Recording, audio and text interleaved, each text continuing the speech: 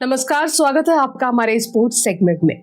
आज हम बात करेंगे एक ऐसे खिलाड़ी की जो अपने आक्रामक बल्लेबाजी से मैदान पर तहलका मचाता है, लेकिन कभी कभी निरंतरता की कमी से चर्चा में रहता है।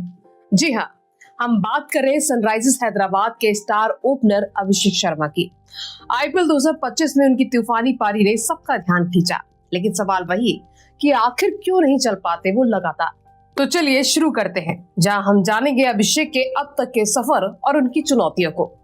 सबसे पहले नजर डालते हैं अभिषेक शर्मा के आईपीएल करियर पर। पंजाब के इस 24 साल के बाएं हाथ के बल्लेबाज ने अपने टी20 करियर की शुरुआत 2018 में दिल्ली डेयरडेविल्स के साथ की थी, लेकिन असली पहचान उन्हें मिली 2019 में, जब वो सनराइज हैदराबाद का हिस्सा बने। तब से लेकर अब तक अभिषेक ने 62 से ज्यादा आईपीएल मैच खेले हैं और करीब 1500 रन बनाए हैं, जिसमें उनका स्ट्राइक रेट 145 से ऊपर रहा है।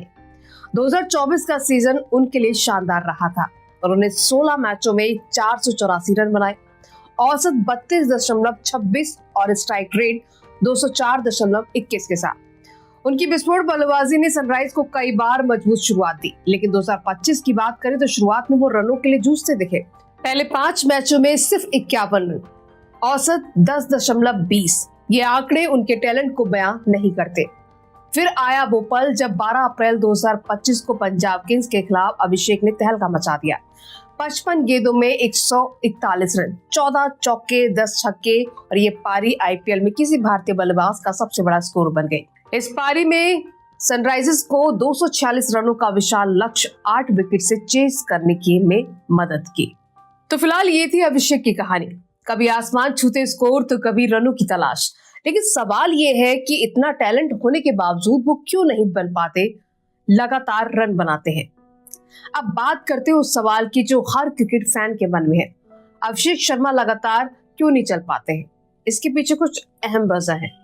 पहली वजह टेक्निक और शॉट सिलेक्शन। अभिषेक एक आक्रामक बल्लेबाज है जो पावर प्ले में गेंदबाजों पर हावी होने की कोशिश करते हैं, लेकिन कई बार जल्दबाजी में गलत शॉट खेलकर आउट हो जाते हैं। जैसे 2025 में गुजरात टाइटंस के खिलाफ, जहां मोहम्मद सिराज की गेंद पर ऊंचा शॉट खेलने की कोशिश में वो सिर्फ 18 रन बनाकर पवेलियन लौट गए।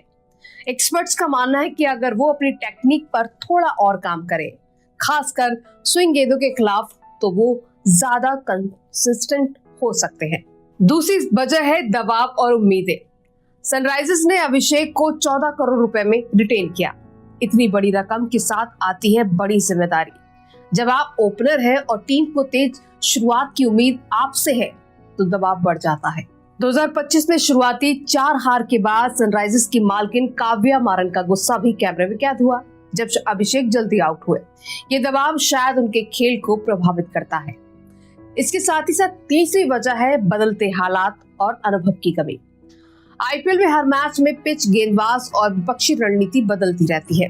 अभिषेक को अभी ये समझने में समय लग रहा है कि कब आक्रामक होना है और कब संभल कर खेलना है।